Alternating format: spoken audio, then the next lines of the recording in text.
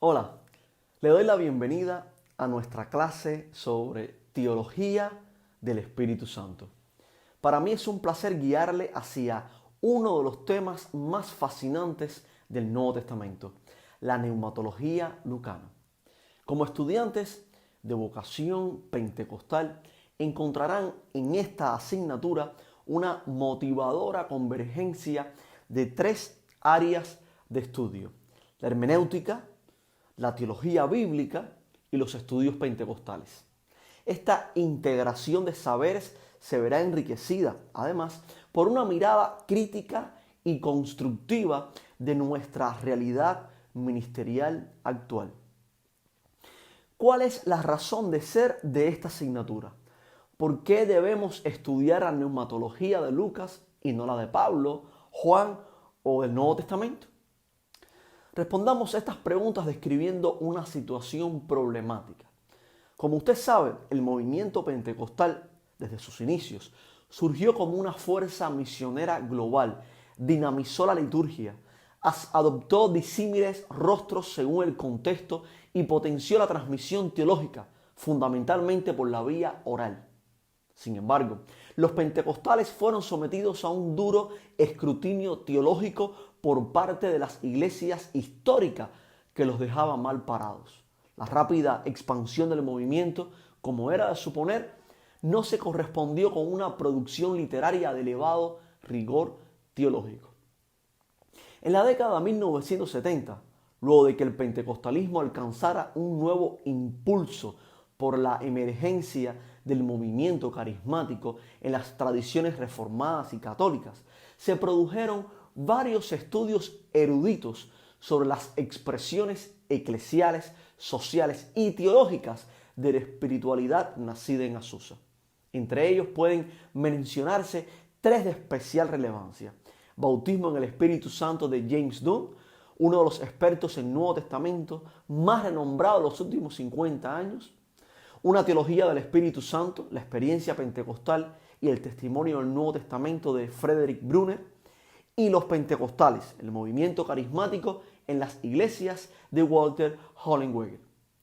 Con estos textos se mostró algo: los pentecostales habían hecho una gran contribución a la iglesia universal, pero su hermenéutica era deficiente y por lo tanto también su teología.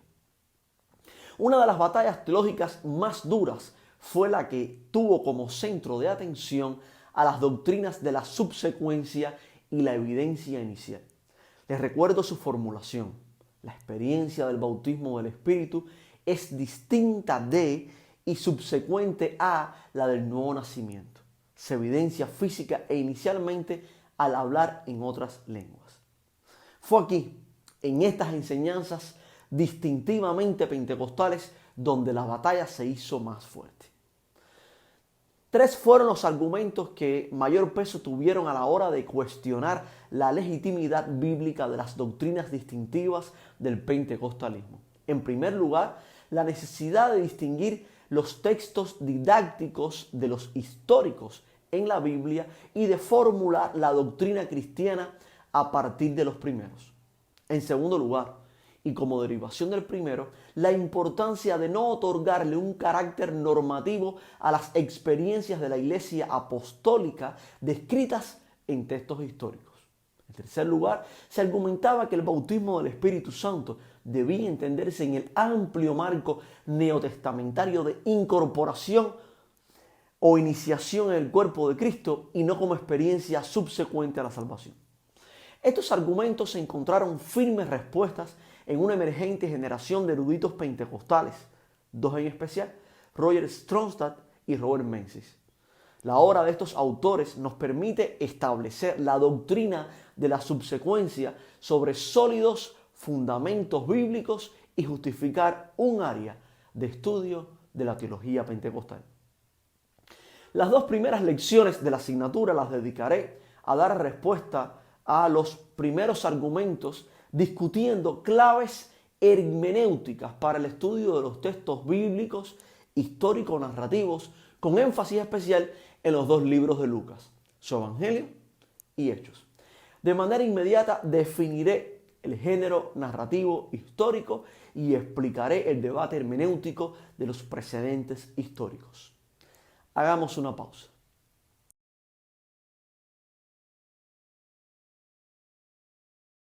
Como usted aprendió en la asignatura hermenéutica, uno de los principios universales de la interpretación es considerar el género literario del texto estudiado.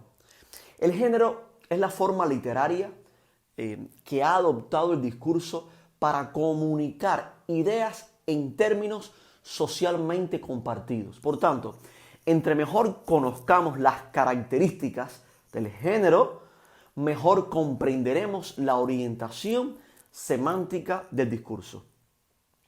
Entre los eruditos encontramos diferentes aproximaciones al género literario de la obra de Lucas, pero aquí nos concentraremos en las propuestas de autores que respetan el carácter inspirado de las escrituras. Autores como Ben Witherington, Roger Stronstadt, Brian Rosner, Craig Keener y Darryl Palmer están de acuerdo en que la obra de Lucas muestra el interés común de los historiadores de la antigüedad en registrar eventos históricos con un interés teológico. Es decir, cuando Lucas mira el desarrollo de los eventos históricos, lo hace a través de una cosmovisión teológica propia de los autores bíblicos. Lo diré de manera aún más sencilla. Lucas registra eventos históricos, pero los relata desde una visión teológica. Hay varios elementos que nos permiten identificar la obra de Lucas según los cánones de la historiografía antigua. Les compartiré 4. En primer lugar, su similitud literaria con la obra de reconocidos historiadores de la antigüedad como Flavio Josefo, Heródoto y el autor del segundo libro de Macabeos. En segundo lugar, la propia identificación que hace Lucas de su trabajo como diégesis y logos, términos usados para describir bloques textuales narrativos y hacer referencia a secciones de obras históricas, respectivamente. En tercer lugar, el enfoque específico seguido en la narrativa. La selección y descripción de episodios no ocurren al azar, sino que obedecen a objetivos que permiten enmarcarlos en una macroestructura narrativa. Ni siquiera en la actualidad los historiadores pueden desprenderse de un marco de interpretación de los hechos que analizan. En cuarto lugar, Lucas proyecta su obra como una continuación de la gran historia de la salvación que comienza en el Primer Testamento. La introducción de la era mesiánica asociada con la acción del Espíritu es la forma más clara en que un historiador judeohelenista dice: la historia continúa. Por tanto, Lucas escribió narrativa histórica y teológica. Quiero enfatizar algo: que la obra de Lucas sea considerada teológica no afecta en lo más mínimo su carácter histórico según los estándares de su época. El reconocido historiador Colin Hemer, por ejemplo, provee un sinnúmero de evidencias de la confiabilidad histórica de hechos en su libro, El Libro de los Hechos, en el contexto de la historia helenista. Recomiendo su lectura. Pasemos entonces de la caracterización del género a su interpretación.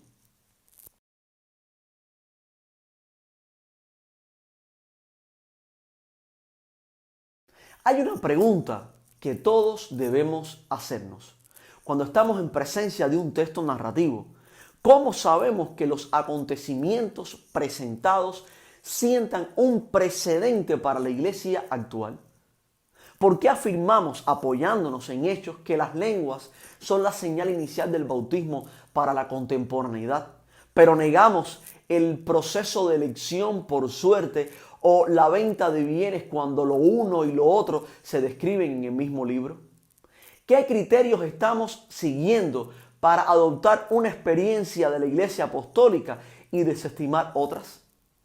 Una de las críticas más duras que recibió la doctrina pentecostal clásica de la subsecuencia durante el pasado siglo vino por parte de Gordon Fee, erudito de formación pentecostal. Él estaba convencido de que la manera en que los pentecostales clásicos interpretábamos hechos era incorrecta porque tomábamos una experiencia de la Iglesia Apostólica como normativa para la contemporaneidad.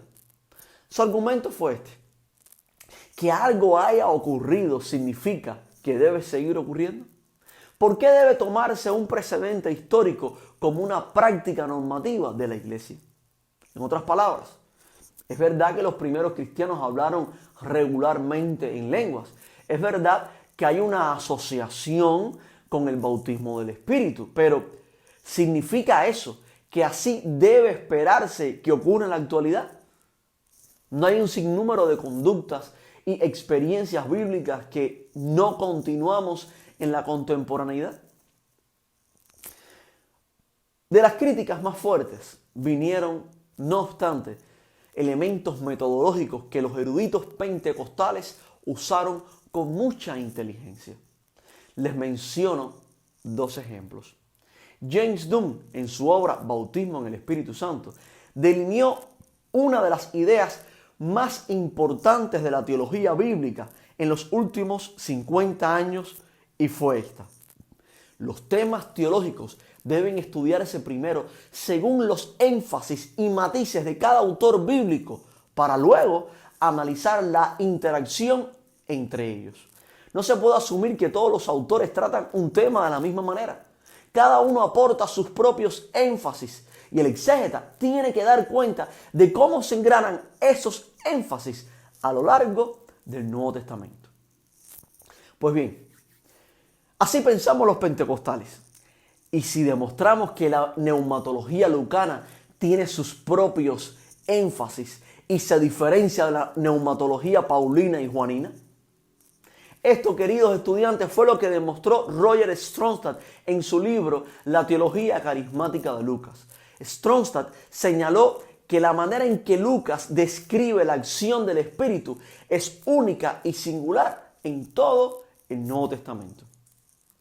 El otro ejemplo es el de Fee. Con su crítica, él afirmaba que el precedente histórico debía estar relacionado con la intención del autor para tener valor normativo. Por tanto, pensamos los pentecostales, y si fuéramos capaces de demostrar que Lucas tenía el propósito de establecer el valor normativo de la doctrina de la subsecuencia a través de las experiencias de los primeros cristianos, ahí apareció Robert Menzies con dos importantes libros: Empoderados para dar testimonio, El Espíritu en Lucas Hechos, y más recientemente Hablar en lenguas. En resumen, Stromstad y Menzies lograron demostrar que los precedentes históricos sobre los que se basan la enseñanza pentecostal clásica del bautismo del Espíritu están alineados con los énfasis y la intención de Lucas.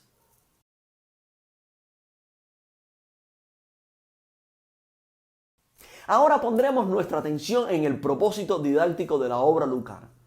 Este punto es fundamental en el tema de la neumatología lucana porque durante algún tiempo algunos de los críticos más incisivos de la tradición pentecostal clásica afirmaron que la narrativa histórica tenía poco o ningún potencial didáctico.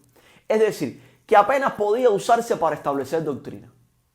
En honor a la verdad, estos cuestionamientos han ido desapareciendo con el tiempo debido a la aplastante evidencia que afirma el propósito didáctico de Lucas, y esto no solamente en el escenario pentecostal. En primer lugar, si creemos que la obra lucana comparte el carácter inspirado de las Escrituras, entonces debemos reconocer el valor didáctico que ellas tienen. Pablo, en varias de sus cartas, afirma que las Escrituras tienen el propósito de instruirnos y enseñarnos. Por tanto, cuando los pentecostales leemos el libro de los Hechos, creemos que las experiencias de los apóstoles son ejemplos instructivos para nosotros.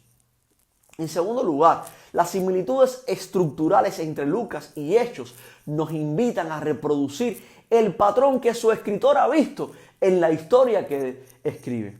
El Espíritu desciende sobre Jesús en el bautismo y sobre los discípulos en Pentecostés. Jesús obra milagros extraordinarios, también los discípulos. Jesús es confrontado por las autoridades, también los apóstoles. Jesús está abierto a compartir la fe con gentiles, también los apóstoles. Así, el patrón es este. Lo que Jesús hizo en el Espíritu, lo hicieron los discípulos. Por tanto, también pueden hacerlo las siguientes generaciones de creyentes hasta llegar a nosotros. En tercer lugar, los estudios literarios aplicados a la Biblia han demostrado el poder movilizador de los relatos y de las historias, al sentirse el lector parte de ellos. Por ejemplo, usted puede decirle a alguien que busque una experiencia del Espíritu en oración y eso es un mandato. Pero también puede demostrarle una historia de cómo los discípulos fueron bautizados en el Espíritu después de orar. En general, las personas se sentirán mucho más atraídas y movilizadas por la historia, por el relato. Y ahí está su carácter didáctico.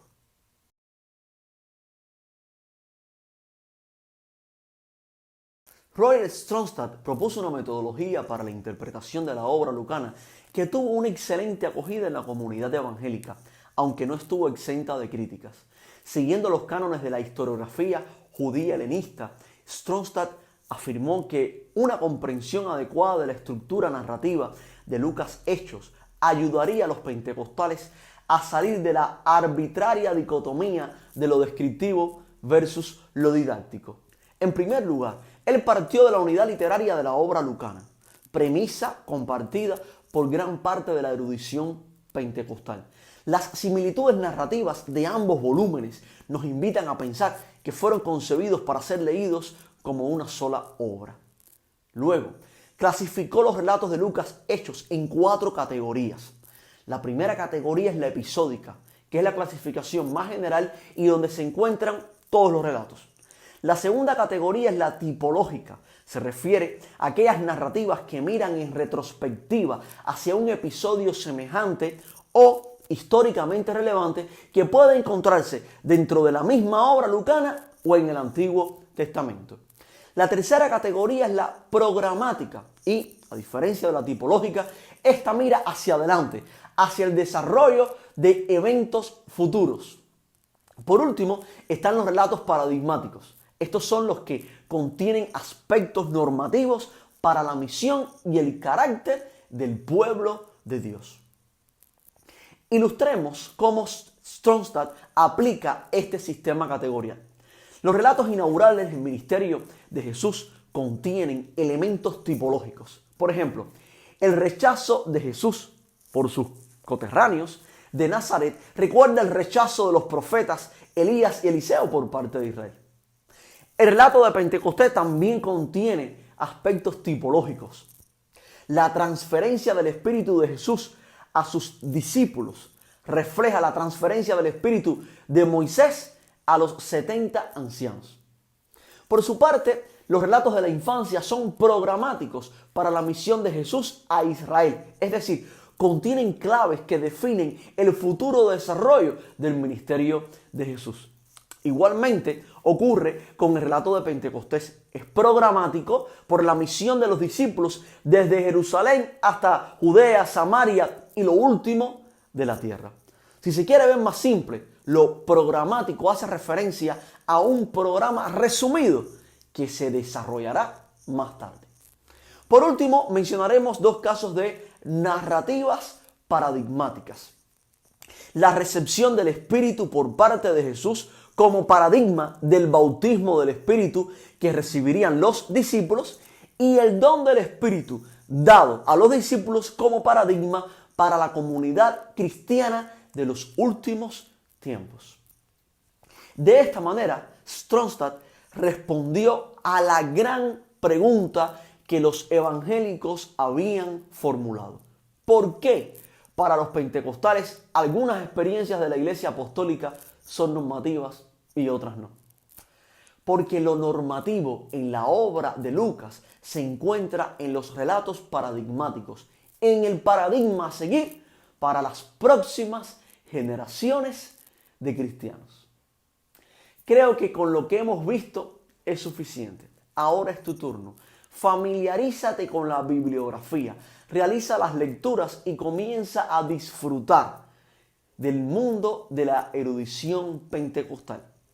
Dios te bendiga.